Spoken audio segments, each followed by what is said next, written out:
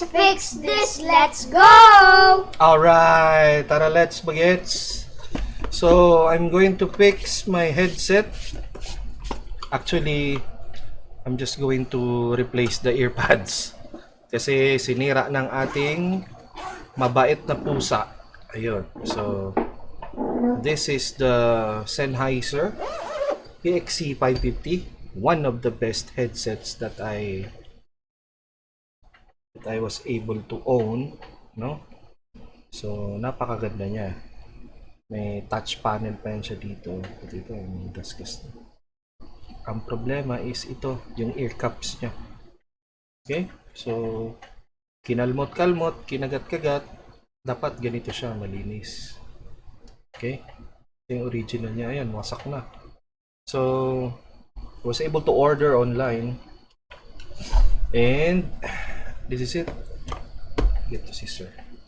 Scissor. So, medyo nakakatakot kasi itong model na to eh. Medyo iba yung dating niya. Kahit magandang quality. No? So, this is it. Dear customer, hello. Thank you for your purchase. Blah, blah, blah. Best regards. Blah, blah, blah. Hindi ko pa siya nare-review. Kasi syempre, titingnan muna natin kung may diferensya. Oh! May libre pa siyang keychain. That's so cool. Thank you very much. Thank you. Hindi natin kailangan to. This one. So, let's try to open. Try to check kung tama na. It looks really similar. Okay. So it's time to remove. Ito medyo nakakatakot lang to, no, pag hindi mo alam. If you don't know how to remove it. It's a bit scary, but actually all you need is a prying tool, a plastic one. Or if you have toys, yung mga toy knives or scissors ng mga bata, no? Toy knives of kids, you can use that. So all you have to do is pry it open. Ayan. Pry it open. That's all you need to do. Diba? Okay na siya. Tanggal na natin. Let's do it with the other one.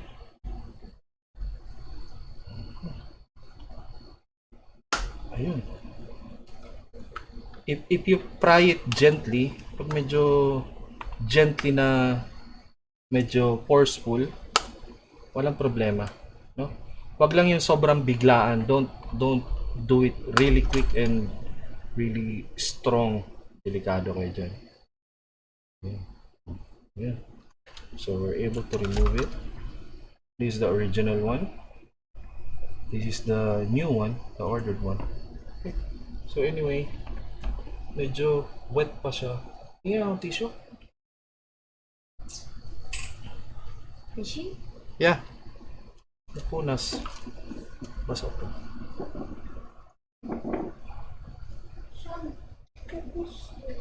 Wait. Medyo wet. It's a wet. Yan, medyo tabing pala siya. Cotton buds.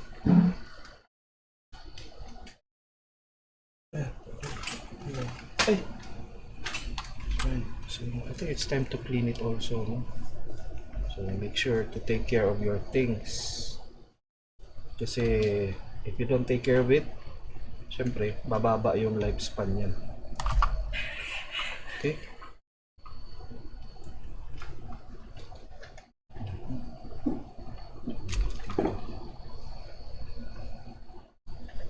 And then, we will put on the new ones.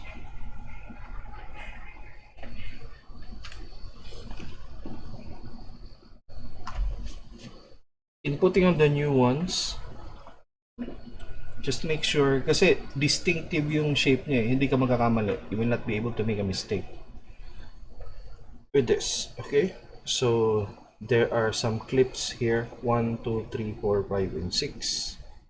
Just try to put it on the positions, no? Then when you see it snap, Okay. There you go. And you don't need to worry. This is really soft. It's a memory foam. Kaya medyo pricey. Medyo pricey ng konti. Okay? So it's okay now. The damage is gone. The damage is gone. Wala na. So ito na lang, last one, the other side. It doesn't matter where you start, no? It doesn't matter. Basta mailagay mo yun siya. Ayun. Make sure all the sides are okay. Ayun. Mabilis siyang deform. Pero it goes back to the original form. So let's check. That's it. We're okay. It's turning on. And it sounds really good. Thank you very much. Please like and subscribe.